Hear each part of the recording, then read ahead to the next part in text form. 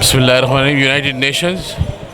اور یورپی یونین کو چاہیے کہ آفیشلی طور پہ اسرائیل کو ایک دہشت گرد ملک قرار دیں، اور یونائٹڈ نیشنز کے اندر یہ بھی قرارداد جمع کرائی جائے کہ جو بمبارڈمنٹ کر کے آپ نے جو فلسطین میں نقصان کیا ہے اس کا پیکج فوری طور پہ تیار کیا، جس طرح پوری دنیا میں برما کے لیے، چیچنیا کے لیے، بوسنیا کے لیے، افغانستان کے لیے، عراق کے لیے، صومالیہ کے لیے، سوڈان کے لیے، ہر جگہ کے لیے پیکج تیار ہوتا ہے، اس کی تعمیر نو کے سلسلے میں فلسطین کے لیے پیکج تیار کیا جائے۔ یہ دو مطالبے ہیں امت مسلمہ کے لیے۔ ایک پیغام اور آخری پیغام یہ ہے کہ جب کوئی قوم اپنے ہتھ کنڈوں سے باز نہ آئے تو اس کا طریقہ یہ ہے کہ اسے گھٹنوں کے بل گرایا جائے اور اس کا معاشی بائیکاٹ کیا جائے۔ اس کا بہترین حل یہ ہے کہ امت مسلمہ کا 28% جو اسرائیل کا بجٹ ہے اس میں اس کی مصنوعات کی رقم داخل ہے۔ مسلمانوں سے اپیل ہے کہ 28% بجٹ کا حصہ بن کر مسلمانوں کے خلاف انہیں ہتھیار بنانے کا اور آزمانے کا حوصلہ نہ دیا جائے۔ جی، اس وقت سب سے زیادہ ضرورت اس بات کی ہے کہ مسلم امہ میں اتحاد پیدا کیا جائے، لیکن اسلام دشمن طاقتیں انہوں نے مسلمان ممالک کے سربراہوں کو اپنے پنجہ استبداد میں دبوچ رکھا ہے، اور مسلمان حکمران بجائے اسلامی مفادات کی نگہبانی کرنے کے وہ یہود و نصارہ کے مفادات کی نگہبانی کر رہے ہیں۔ اور جس جگہ پر اسلام کے لیے کلمہ حق بلند کرنا ہو، OIC، عرب لیگ جس نے فلسطینیوں کی حمایت کرنی تھی، وہ محض رسمی قرارداد تک محدود ہے، اور رسول اللہ صلی اللہ علیہ وسلم کی امت اس وقت سخت اذیت اور تکلیف کے اندر ہے، لیکن حکمران خاموشی کے ساتھ اسرائیل کی اس طرح حمایت کر رہے ہیں کہ وہ فلسطینیوں کی مدد نہ کر کے، فلسطینیوں کے اوپر ہونے والے ظلم کے خلاف آواز نہ اٹھا کے، وہ مسجد اقصیٰ کی بحالی کے لیے کوئی مؤثر اقدام نہ کر کے امت مسلمہ کو نہ صرف مایوس کر رہے ہیں بلکہ عالم اسلام کو کمزور کر رہے ہیں۔ اس کے لیے ضروری ہے کہ ایسے حکمرانوں سے امت مسلمہ کو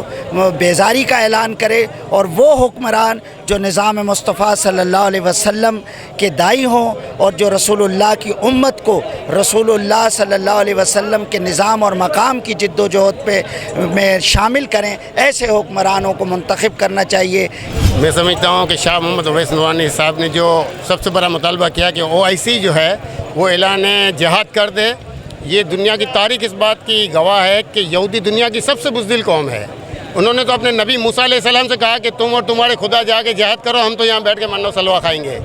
ان کو پہلے یہ جب امریکہ نے یقین دہانی کرا دی کہ تمام مسلم ملکوں کو انہوں نے روکا ہوا ہے، تب جا کے یہ فلسطینیوں پہ یہ ظلم ہوا ہے۔ اگر آج انہیں یہ پتہ چل جائے کہ مسلمان ملک جو ہے نا اس کے خلاف اعلان جنگ کر دیں گے، تو آج تو ویسے اس کو ٹیررسٹ ڈکلیئر کیا جا رہا ہے۔ آئرلینڈ کی پارلیمنٹ نے قرارداد منظور کی کہ انہوں نے بہت بڑی دہشت گردی کی ہے، دنیا کی انسانی حقوق کی تنظیمیں کہہ رہی ہیں۔ ایسے میں موقع ہے مسلمانوں کے پاس کہ اس کو اس کا مزہ چکھائیں اس کی دہشت گردی کا، اور اعلان جہاد جو ہے بلند کریں۔ قائدین نے جو فیصلہ کیا ہے بڑا اچھا فیصلہ کیا ہے کہ مسلمان کے جذبات جو ہے نا مسئلہ بہت وہ ہے کہ جس طرح اسرائیل نے مظالم کیے، فلسطینی بیچارے نیت تھے فلسطینیوں پہ جو مظالم ڈالے گئے۔ 27 رمضان کو جو انہوں نے حملہ کیا بیت المقدس کا، وہ تھا